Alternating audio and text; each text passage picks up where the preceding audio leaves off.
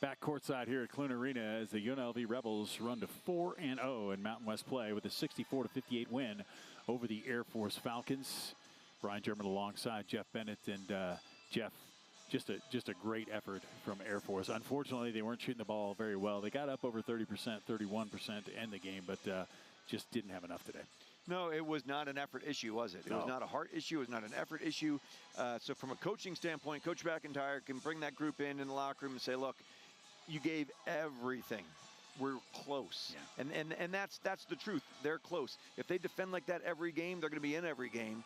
It just comes down to the offensive productivity. Yes, unfortunately today for the Falcons, as we take a look at the stats, I mentioned 31% shooting. It was a dismal day, but they did bring UNLV down a little bit. They were shooting 63% in the first half, brought them back below 50%, and that's the first time this year in a conference game UNLV's been held below 50%. No, the second half shooting percentage for UNLV was not good, and that's attributed to the defensive effort by Air Force, and they can be proud of that and hang their hat on that.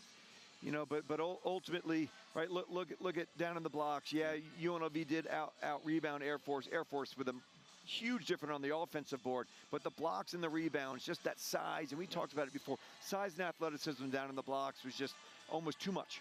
They did what they had to do, forcing 16 turnovers and only turning the ball over 4 times. But like we said, that shooting just not enough today. Let's take a look at the highlights and the young lady that we talked about prior to the game, Jada McNabb. She didn't get a double-double today, but boy, she had her presence known. She had 2 blocks in a row right here. She had 4 for the game. This led to a Keely O'Halloran score, but Jada played a great game. She played a great game. I know there were a couple moments, I think, in that third quarter, fourth quarter, where she wanted some finishing opportunities down low back, but she is just a spark, and she is, you know, the heart to this, you know, energy and everything the Air Force brings to the court almost every game. McNabb with 14 points, along with Milani Perry.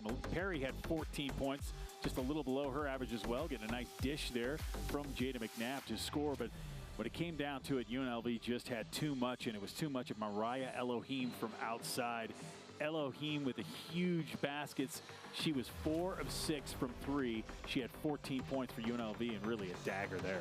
Yeah, well, 4 of 6 from 3, you're correct, but the moments when she hit those threes, you're right, were huge. Air Force making a little run, and there's a great dish by Elohim down there. But every time Air Force made a little run, it felt like Elohim made a big 3 to kind of, you know, hold them off. Yeah, she certainly did, and that is Shelby Brown, who we talked about. She was 7 of 10 from the floor today, 16 points, 9 rebounds once again, or excuse me, 10 rebounds. So the third of 4 conference games that Shelby Brown now has had a double-double in every game. She's a good player, Jeff. Very good player, tough to handle, and she did what she needed to do. Even at the end of the game there, big defensive rebound when the game's 4 points and goes down and makes 2 free throws. Yeah, what does this mean for Air Force as a team, though? 1 and 3, you're kind of getting behind the 8 ball a little bit in conference play, but you've got to look at the bright side, right? 100%. I mean, you can't focus on anything negative at this stage. You just played the reigning champs, the reigning 4-time champs. Right. You know, so there's a lot to take away from it, and you got to put it behind you. You have to have a short-term memory. Game's over, right? So what's next? And that's what you have to look forward to. How can we be better for that next game? Absolutely. Well, we hope you enjoyed the basketball game. We did, but the Falcons lose this one 64-58 to UNLV. That's the final score. But for my broadcast partner, Jeff Bennett, and for our entire crew here at Falcon Vision, thanks for watching, and we'll see you next time right here on the Mountain West Network.